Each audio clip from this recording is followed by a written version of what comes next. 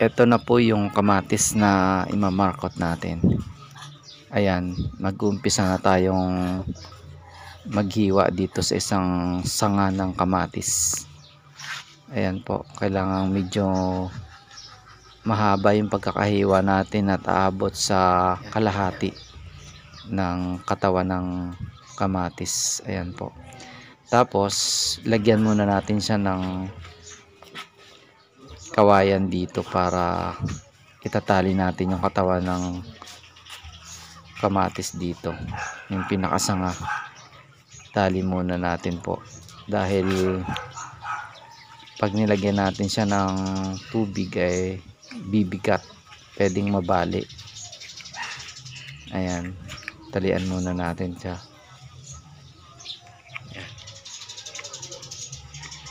Ayan.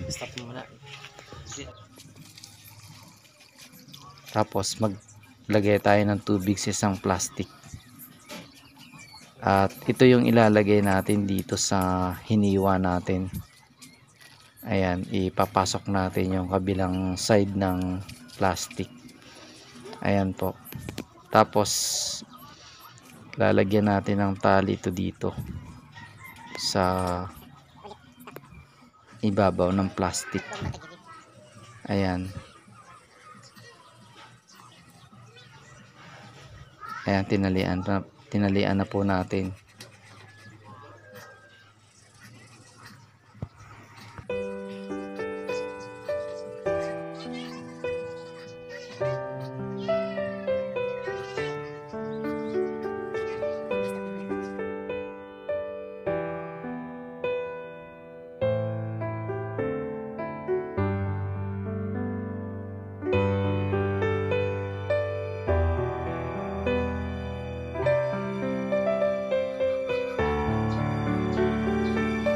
At pagkalipas lamang po ng 3 days, mapapansin na may mga ugat na kaagad ang ginawa nating markot.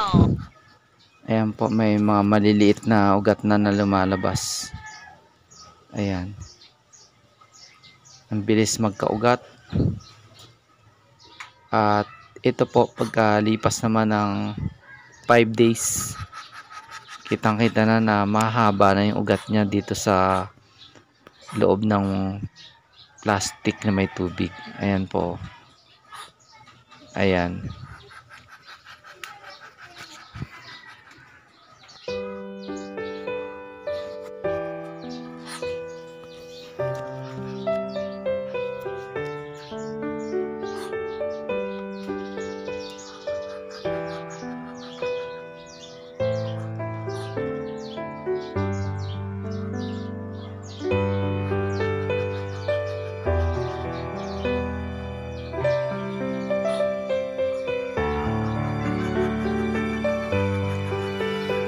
After 1 week, ito na po ang hitsura niya.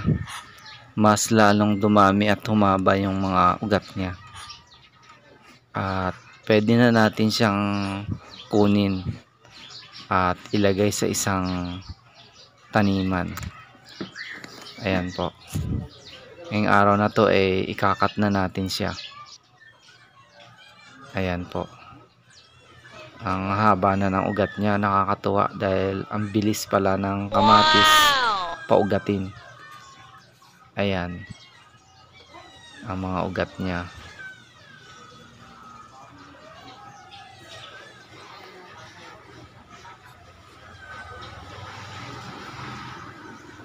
Ayan po, kukunin na natin itong minarkot natin na kamatis para itanim naman sa panibagong taniman o panibagong pot. Ayan, tinatanggal na natin yung mga tali niya. Ayan po. Tapos tanggalin natin yung plastic. Tanggalin na natin yung plastic niya.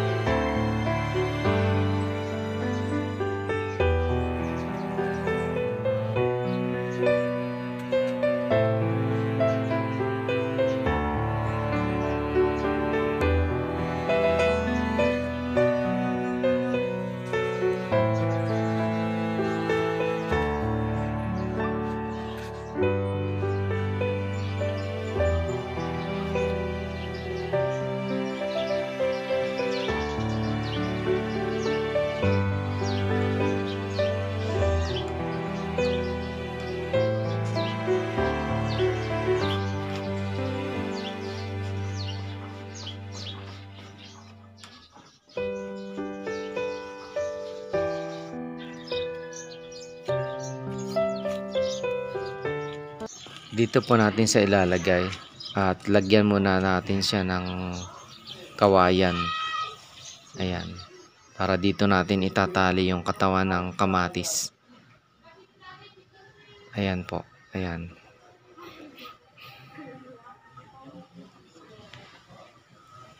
Tanggalan natin ng lupa. Bawasan muna natin ng lupa. Ayan po.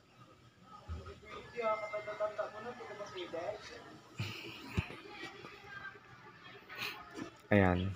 Pwede na nating ilagay yung minarkot natin na kamatis.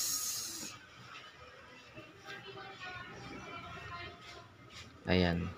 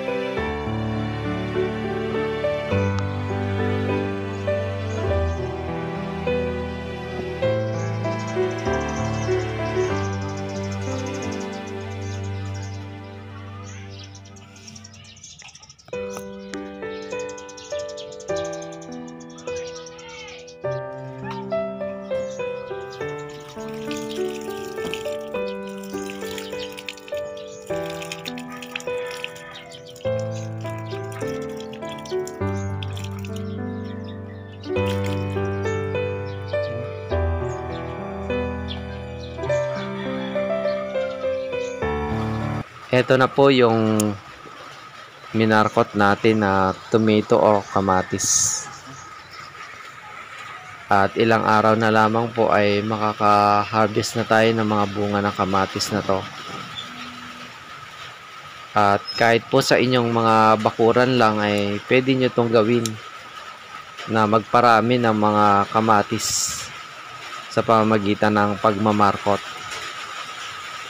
At hanggang dito na lamang po. Hanggang sa muli. Lagi po kayo mag-iingat at God bless po sa inyo.